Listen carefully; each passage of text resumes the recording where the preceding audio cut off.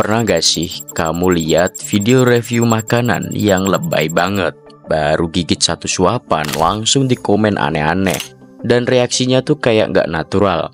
Ada juga yang komentarnya itu cuma sekadar, "Wah, ini enak banget guys, kalian harus coba." Tanpa mendeskripsikan rasa, tekstur, dan kondimen secara keseluruhan. Akhirnya banyak yang komplain ketika viewer mencoba rekomendasi tempat tersebut tetapi rasanya ternyata B aja. Nah, ada juga nih yang memang niatnya cari sensasi sampai bikin usaha orang hampir tutup. Pertanyaannya, review makanan jujur ini beneran jujur atau cuma cara buat cari drama dan view? Apa dampaknya buat bisnis makanan, dan sebagai penonton gimana cara kita biar gak gampang kemakan konten kayak gini? Yuk kita bahas tuntas.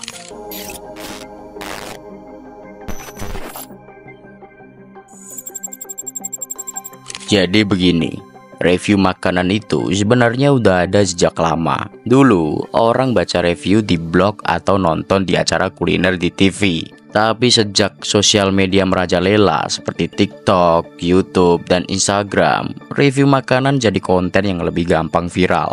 Tapi perbedaannya, dulu review makanan lebih fokus ke rasa dan pengalaman makan. Sekarang lebih ke reaksi yang bikin heboh. Makanya banyak yang sengaja kasih ekspresi berlebihan biar penontonnya tertarik dan engagementnya naik. Masalahnya, nggak semua reviewer ini objektif. Ada yang jujur dan profesional, ada yang cuma cari sensasi, bahkan ada yang sengaja bikin review negatif karena bisa dijadikan bisnis. Kayak contohnya, sengaja memberi review negatif biar pihak tempat makan tersebut mau membayar untuk take down video atau membuat video baru dengan review lebih positif.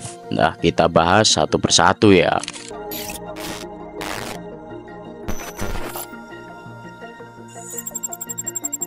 Jadi kalau kita lihat, review makanan itu ada beberapa jenis. Yang pertama, reviewer profesional yang biasanya mereka ini objektif dan berdasarkan pengalaman. Ini tuh biasanya orang-orang yang memang ngerti soal makanan. Pengalaman mereka di dunia kuliner itu nggak bisa dianggap remeh.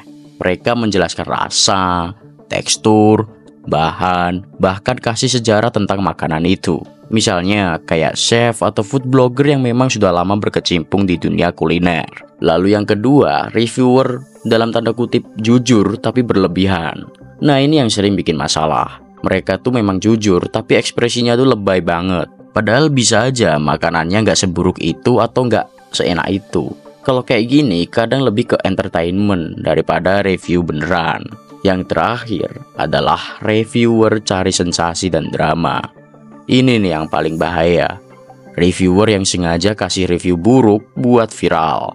Kadang mereka datang ke tempat makan untuk mencari makanan yang unik atau anti mainstream, lalu sengaja dibahas dengan framing negatif. Selain itu, mereka mencari celah untuk bisa mendapatkan engagement karena viewer memang pada dasarnya suka dengan hal-hal berbau sensasi. Slords, hati-hati sama yang kayak gini ya, karena dampaknya bisa lebih besar dari yang kita kira.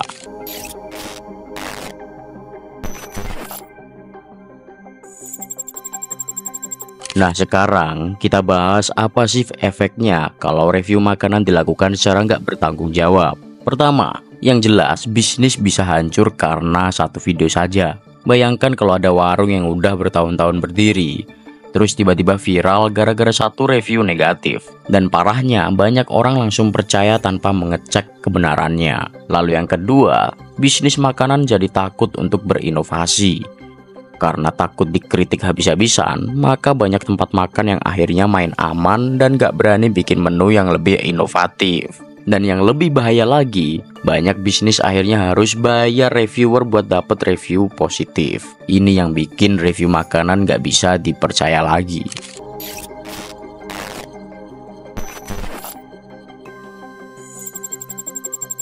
Slords, kita sebagai penonton juga harus pintar dalam memilah review makanan. Jangan sampai gampang kemakan review yang ternyata cuma buat cari drama. Kalau ada review negatif, cek dulu apakah ada review lain yang bilang sebaliknya.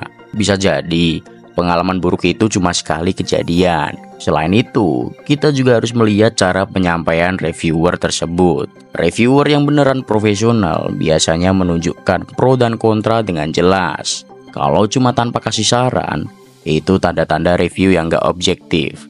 Ada juga kode etik yang harus dipenuhi. Jadi ketika ada kejanggalan atau rasanya gak enak, maka sebisa mungkin tidak disebutkan secara eksplisit, namun menggunakan kode-kode tertentu. Contohnya, jika makanan yang direview ternyata gak enak, maka bisa bilang, oh ini kurang cocok di lidah saya. Atau selera tiap orang berbeda-beda ya. Jadi gak langsung to the point, ini makanan gak enak dan gak worth it untuk dibeli. Lalu kita juga harus memahami motif di balik review. Bisa jadi reviewer yang kasih review buruk itu punya agenda tersendiri. Misalnya, mereka diminta saingan bisnis buat menjatuhkan restoran tertentu. Jadi, jangan gampang percaya ya, Slords.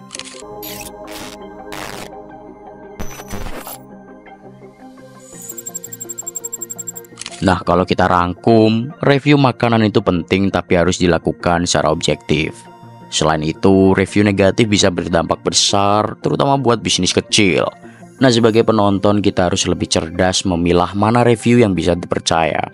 Nah, sekarang aku mau tahu pendapat kamu. Menurut kamu nih, review jujur itu penting atau malah bahaya? Pernahkah kamu lihat review makanan yang terasa berlebihan? Tulis pendapat kamu di kolom komentar. Jangan lupa like, subscribe, dan aktifkan lonceng notifikasinya biar gak ketinggalan bahasan seru lainnya. Sampai jumpa di video berikutnya, Slords, dan jangan lupa tagline kita yaitu Barotak Baru Berontak.